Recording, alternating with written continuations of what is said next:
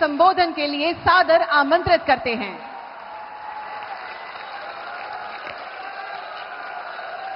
द्वारकाधीश की, द्वारकाधीश की, द्वारकाधीश की।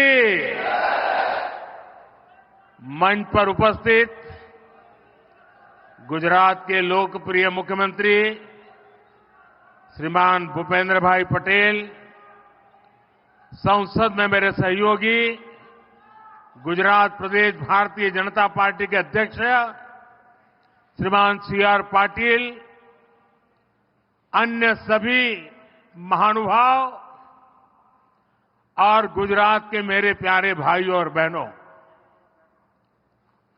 સૌથી પહેલા તો માતૃ સ્વરૂપા અમારી આહિર રાણીઓ એમણે જે ઓવારણા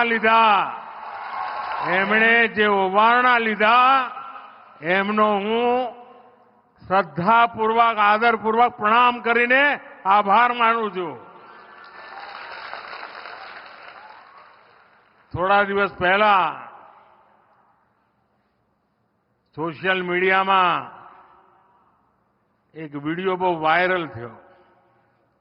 द्वारका में 37,000 आहिराणी एक साथ एक गरबा करे तो लोग मने बड़ा गर्वथी कहता था कि साहेब आ द्वारका में 37,000 आहिराणी। मैं कहूं भाई तमने गरबो देखाड़ो, પણ ત્યાંની એક બીજી વિશેષતા છે કે આ 37,000 આહિરાણી જ્યારે ત્યાં ગરબા કરતી હતી ને ત્યારે ત્યાં ઓછામાં ઓછું 25,000 કિલો સોનું એમના શરીર ઉપર હતું।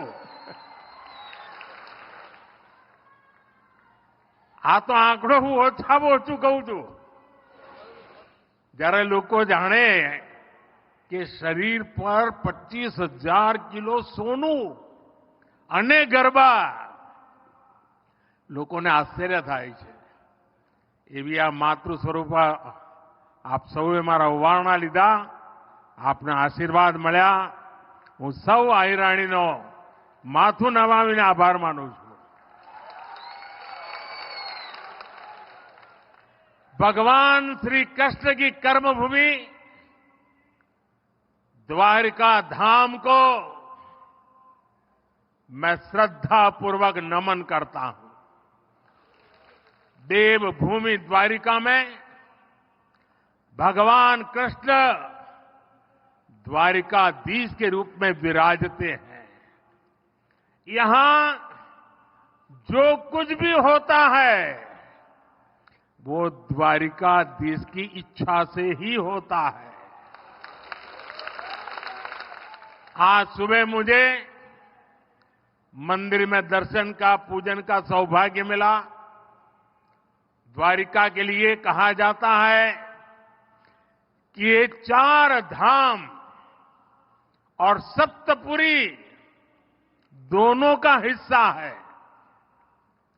यहां आदि शंकराचार्य जी ने 4 पीठों में से एक शारदा पीठ की स्थापना की। यहां नागेश्वर ज्योतिर्लिंग है, रुक्मिणी देवी मंदिर है, आस्था के ऐसे अनेक केंद्र है।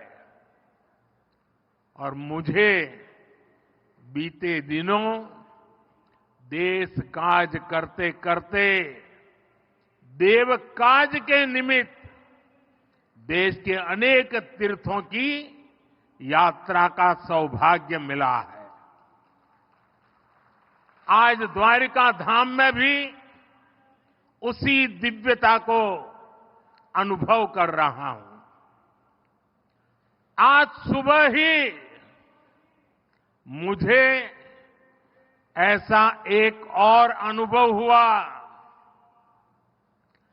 मैंने वो पल बिताए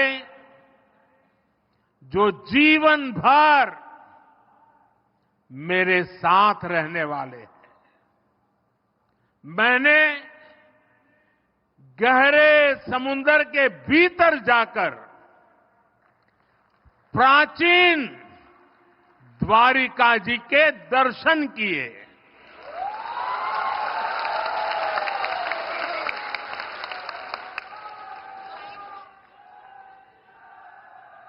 पुरातत्व के जानकारों ने समंदर में समाई उस द्वारिका के बारे में काफी कुछ लिखा है।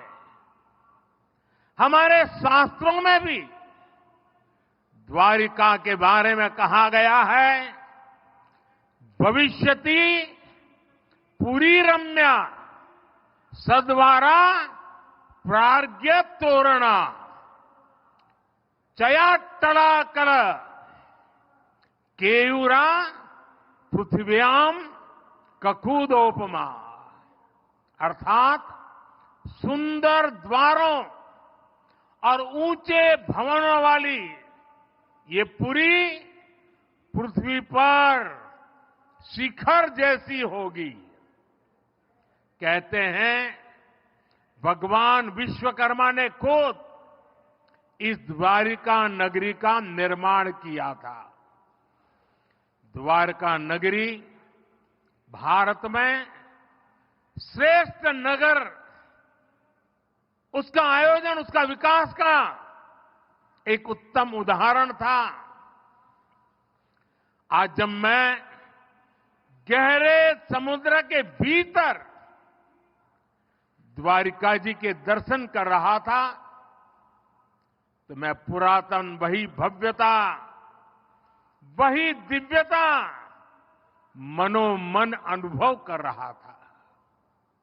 मैंने वहां भगवान श्री कृष्ण को, द्वारकाधीश को प्रणाम किया, उन्हें नमन किया। मैं अपने साथ मोर पंख भी ले कर गया था, जिसे मैंने प्रभु कृष्ण का स्मरण करते हुए वहां अर्पित किया। मेरे लिए कई वर्षों से, जब मैंने पुरातत्वविदों से ये जाना था, तो एक बहुत बड़ी जिज्ञासा थी। मन करता था कभी न कभी समुद्र के भीतर जाऊंगा और उस द्वारिका नगरी के जो भी अवशेष हैं उसे छू करके श्रद्धा भाव से नमन करूंगा। अनेक वर्षों की मेरी वो इच्छा आज पूरी हुई। मेरा मन बहुत गदगद है, मैं भाव विभोर हूं। दशकों तक जो सपना संजोया हो और उसे आज उस पवित्र भूमि को स्पर्श कर करके पूरा हुआ होगा, आप कल्पना कर सकते हैं मेरे भीतर कितना अभूत आनंद होगा। साथियों, 21वीं सदी में भारत के वैभव की तस्वीर भी मेरी आंखों में घूम रही थी और मैं लंबे समय तक अंदर रहा। मैं समुद्र द्वार और आज के यहां देर आई आने में उसका कारण भी मैं अंदर काफी देर रुका रहा। मैं समुद्र द्वारका के उस दर्शन से विकसित भारत के संकल्प को और मजबूत करके आया हूं। साथियों, आज मुझे सुदर्शन सेतु के लोकार्पण का भी सौभाग्य मिला है। 6 साल पहले मुझे इस सेतु के शिलान्यास का अवसर मिला था। ये सेतु ओखा को बेट द्वारका द्वीप से जोड़ेगा। ये सेतु द्वारकाधीश के दर्शन भी आसान बनाएगा और यहां की दिव्यता को भी 4 चांद लगा देगा। जिसका सपना देखा, जिसकी आधारशिला रखी, उसको पूरा किया, यही ईश्वर रूपी जनता जनार्दन के सेवक मोदी की गारंटी है। सुदर्शन सेतु सिर्फ एक सुविधा भर नहीं है, बल्कि ये इंजीनियरिंग का भी कमाल है। और मैं तो चाहूंगा इंजीनियरिंग के, स्ट्रक्चरल इंजीनियरिंग के विद्यार्थी आकर के इस सुदर्शन सेतु का अध्ययन करें। ये भारत का अब तक का सबसे लंबा केबल आधारित ब्रिज है। मैं सभी देशवासियों को इस आधुनिक और विराट सेतु के लिए बहुत बहुत बधाई देता हूं। અને આજે જ્યારે આવડું મોટું કામ થાય છે ત્યારે એક જૂની વાત યાદ આવે છે। રશિયામાં અસ્ટ્રાખાન નામનું એક રાજ્ય છે। ગુજરાત અને અસ્ટ્રાખાન સાથે સિસ્ટર સ્ટેટનો આપણો નાતો છે। તો જ્યારે હું મુખ્યમંત્રી હતો ત્યારે રશિયાના એ અસ્ટ્રાખાન રાજ્યમાં એમણે મને નિમંત્રણ આપ્યું, હું ગયો હતો। અને જ્યારે ત્યાં ગયો તો મારા માટે આશ્ચર્ય હતું કે ત્યાં જે સારામાં સારી બજાર હોય, મોટામાં મોટો મોલ હોય, તો એનું નામ ઓખા ઉપર જ હોય।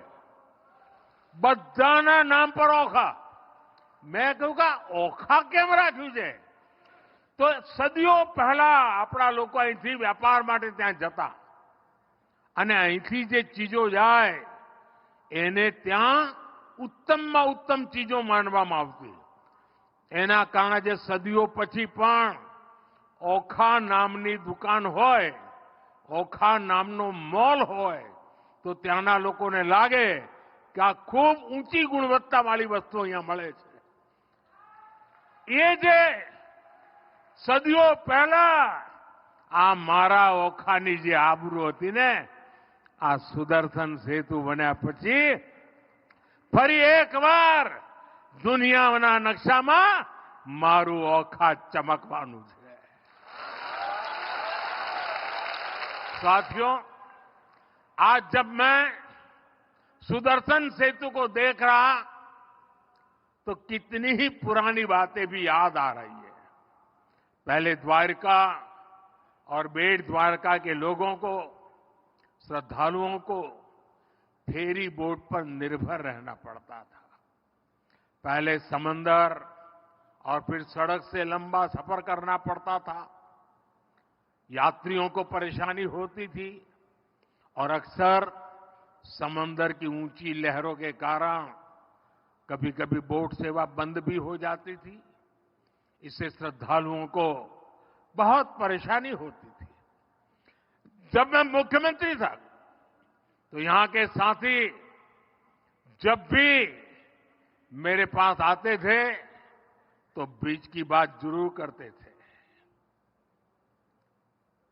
और हमारे शिव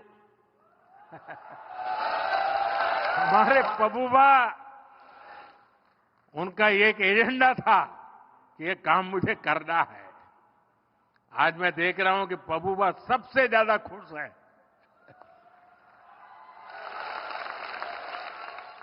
साथियों, मैं तब की कांग्रेस की केंद्र सरकार के सामने बार बार ये बातें रखता था, लेकिन कभी उन्होंने इस पर ध्यान नहीं दिया।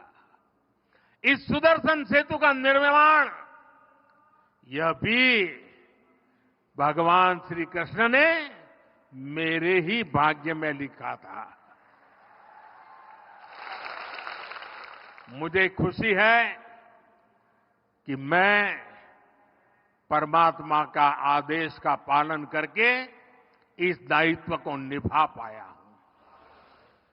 इस पुल के बनने से अब देश भर से यहां आने वाले श्रद्धालुओं को बहुत सुविधा होगी। इस पुल की एक और विशेष बात है, इसमें जो शानदार लाइटिंग हुई है उसके लिए बिजली पुल पर लगे सोलर पैनल से ही जुटाई जाएगी। सुदर्शन सेतु में 12 टूरिस्ट गैलरी बनाई गई है। आज मैंने भी इन गैलरियों को देखा है। ये अद्भुत है, बहुत ही सुंदर है, सुदर्शन ही है। इनसे लोग अथाह नीले समंदर को निहार पाएंगे। साथियों, आज इस पवित्र अवसर पर मैं देवभूमि द्वारका के लोगों की सराहना भी करूंगा। यहां के लोगों ने स्वच्छता का जो मिशन शुरू किया है, और मेरे पास लोग सोशल मीडिया से वीडियो भेजते थे कि द्वारिका में कितनी जबरदस्त सफाई का काम चल रहा है। आप लोग खुश है ना? तुम्हारा बधाने आनंद हो ना? सफाई થઈ તો એકદમ બધું સાફ સાફ લાગે છે ને? પણ હવે તમારી જવાબદારી શું? પાછું મારે આવવું પડશે સાફ કરવા? એ તમે આને સાફ રાખશો કે નહીં? જરા હાથ ઊંચા કરીને કહો, હવે આપણે દ્વારકાને ગંદી નહીં થવા દઈએ। મંજૂર? मंजूर? देखिए, विदेश के लोग यहां आएंगे, अनेक श्रद्धालु आएंगे। जब वो स्वच्छता देखते हैं ना, तो आधा तो उनका मन आप जीत ही लेते हैं। साथियों, जब मैंने देशवासियों को नए भारत के निर्माण की गारंटी दी थी, तो ये विपक्ष के लोग जो आए दिन मुझे गाली देने के शौकीन है, वो उसकी भी मजाक उड़ाते थे। आज देखिए, लोग नया भारत अपनी आंखों से बनता हुआ देख रहे हैं। जिन्होंने लंबे समय तक देश पर शासन किया, उनके पास इच्छा शक्ति नहीं थी। सामान्य जन को सुविधा देने की नीयत और निष्ठा में खोट थी। कांग्रेस की पूरी ताकत एक परिवार को ही आगे बढ़ाने में लगती रही। अगर एक परिवार को ही सब कुछ करना था, तो देश बनाने की याद कैसे आती? इनकी पूरी शक्ति इसी बात पर लगती थी कि 5 साल सरकार कैसे चलाएं, घोटालों को कैसे दबाएं। तभी तो 2014 से पहले के 10 सालों में भारत को ये सिर्फ 11वें नंबर की इकोनॉमी बना पाए। जब अर्थव्यवस्था इतनी छोटी थी, तो इतने विराट देश के ऐसे विराट सपनों को पूरा करने का सामर्थ्य भी उतना नहीं था। जो थोड़ा बहुत बजट इंफ्रास्ट्रक्चर के लिए रहता था, वो ये घोटाले करके लूट लेते थे। जब देश में टेलीकॉम इंफ्रास्ट्रक्चर को बढ़ाने का समय आया, कांग्रेस ने 2G घोटाला कर दिया। जब देश में स्पोर्ट्स इंफ्रास्ट्रक्चर को आधुनिक बनाने का अवसर आया, कांग्रेस ने कॉमनवेल्थ घोटाला कर दिया।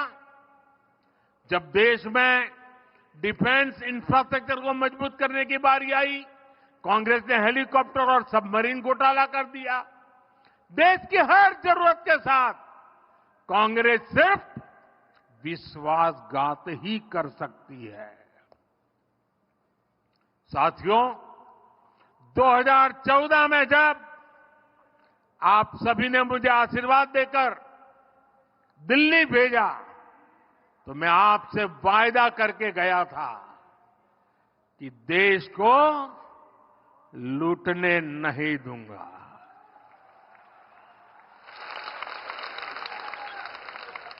कांग्रेस के समय में जो हजारों करोड़ के घोटाले होते रहते थे, वो सब अब बंद हो चुके हैं।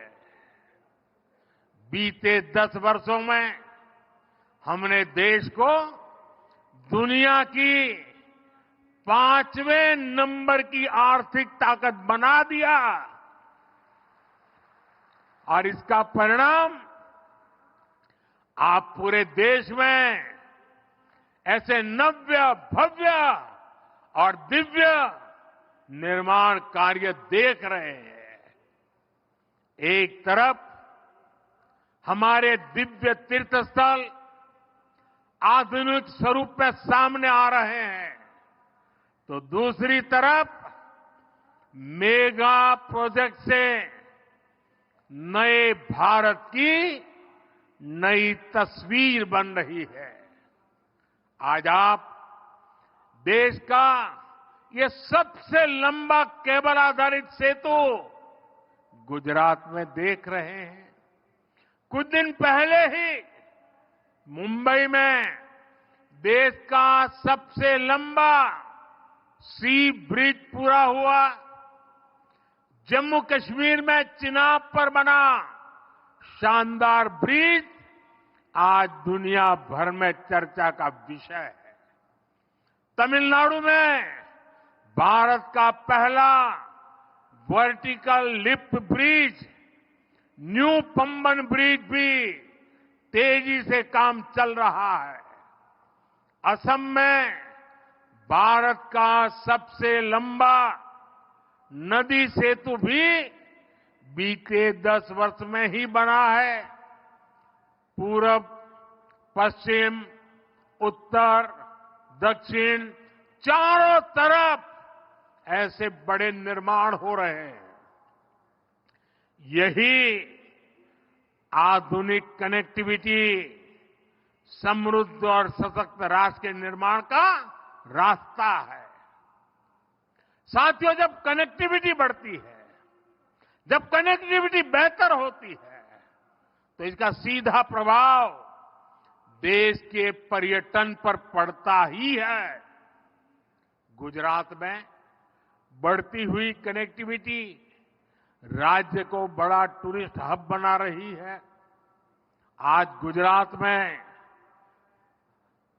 22 सेंचुरीज और 4 नेशनल पार्क हैं। हजारों वर्ष पुराने पोर्ट सिटी लोथल की चर्चा दुनिया भर में है। आज अहमदाबाद शहर, रानी की वाव, चांपानेर और धौलावीरा वर्ल्ड हेरिटेज बन चुके हैं। द्वारका में शिवराजपुर का ब्लू फ्लैग बीच है। वर्ल्ड हेरिटेज सिटी अहमदाबाद है। एशिया का सबसे लंबा रोपवे ये हमारे गिरनार पर्वत पर है। गिर वन, एशियाटिक लायन ये हमारे गिर के जंगलों में पाए जाते हैं। दुनिया की सबसे ऊंची प्रतिमा सरदार साहब की स्टैच्यू ऑफ यूनिटी गुजरात के एकता नगर में है। रणोत्सव में आज दुनिया भर के पर्यटकों का मेला लगता है। कच्छ का धोरडो गांव दुनिया के सर्वोत्तम पर्यटन गांवों में गिना जाता है। नड़ाबेट राष्ट्रभक्ति और पर्यटन का एक महत्वपूर्ण केंद्र बन रहा है। विकास भी, विरासत भी, इस मंत्र पर चलते हुए गुजरात में आस्था के स्थलों को भी संवारा जा रहा है। द्वारिका, सोमनाथ, पावागढ़, मोढेरा, अंबाजी ऐसे सभी महत्वपूर्ण तीर्थ स्थलों में सुविधाओं का विकास किया गया है। अंबाजी में ऐसी व्यवस्था की गई है कि 52 शक्तिपीठों के दर्शन एक जगह हो जाते हैं। आज गुजरात भारत आने वाले विदेशी पर्यटकों की पसंद बनता जा रहा है। वर्ष 2022 में भारत आए 85 लाख से अधिक पर्यटकों में हर 5वां पर्यटक गुजरात आया है। पिछले वर्ष अगस्त तक करीब 15.5 लाख पर्यटक गुजरात आ चुके हैं। केंद्र सरकार ने विदेशी पर्यटकों को जो ई वीजा की सुविधा दी है, उसका भी लाभ गुजरात को मिला है। पर्यटकों की संख्या में हो रही ये वृद्धि गुजरात में रोजगार और स्वरोजगार के नए अवसर बना रही है। साथियों, मैं जब भी सौराष्ट्र आता हूं, यहां से एक नई ऊर्जा लेकर जाता हूं। सौराष्ट्र की ये धरती संकल्प से सिद्धि की बहुत बड़ी प्रेरणा है।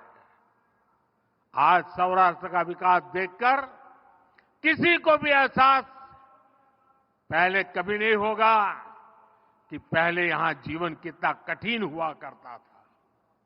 हमने तो वो दिन भी देखे हैं जब सौराष्ट्र का हर परिवार, हर किसान बूंद बूंद पानी के लिए तरसता था। यहां से लोग पलायन करके दूर दूर पैदल चले जाते थे। जब मैं कहता था कि जिन नदियों में साल भर पानी रहता है, वहां से पानी उठाकर सौराष्ट्र और कच्छ में लाया जाएगा, तो ये कांग्रेस के लोग मेरी मजाक उड़ाते थे। लेकिन आज सौनी ये एक ऐसी योजना है जिसने सौराष्ट्र का भाग्य बदल दिया है। इस योजना के तहत 1300 किलोमीटर से अधिक की पाइपलाइन बिछाई गई है। और पाइपलाइन भी छोटी नहीं है, पाइप के अंदर मारुति कार चल जा सकती है। इसके कारण सौराष्ट्र के सैकड़ों गांवों को सिंचाई का और पीने का पानी पहुंच गया है। अब सौराष्ट्र का किसान संपन्न हो रहा है, यहां का पशुपालक संपन्न हो रहा है, यहां का मछुआरा संपन्न हो रहा है। मुझे विश्वास है आने वाले वर्षों में पूरा सौराष्ट्र, पूरा गुजरात सफलता की नई ऊंचाई पर पहुंचेगा। द्वारकाधीश का आशीर्वाद हमारे साथ है। हम मिलकर सौराष्ट्र को, गुजरात को विकसित बनाएंगे। गुजरात विकसित होगा, भारत विकसित होगा। एक बार फिर इस भव्य सेतु के लिए मैं आप सभी को हृदय से बहुत बहुत बधाई देता हूं, आपका अभिनंदन करता हूं। और अब मेरी द्वारका वालों से प्रार्थना है,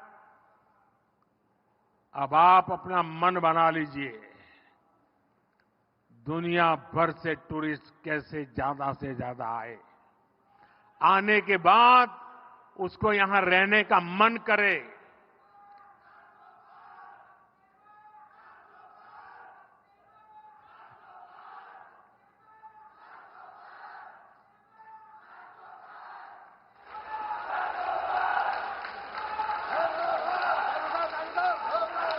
मैं आपकी इस भावना का आदर करता हूं।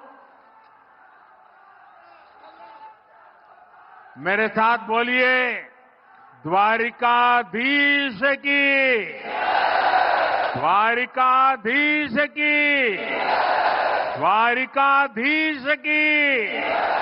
भारत माता की, भारत माता की, भारत माता की। बहुत बहुत धन्यवाद।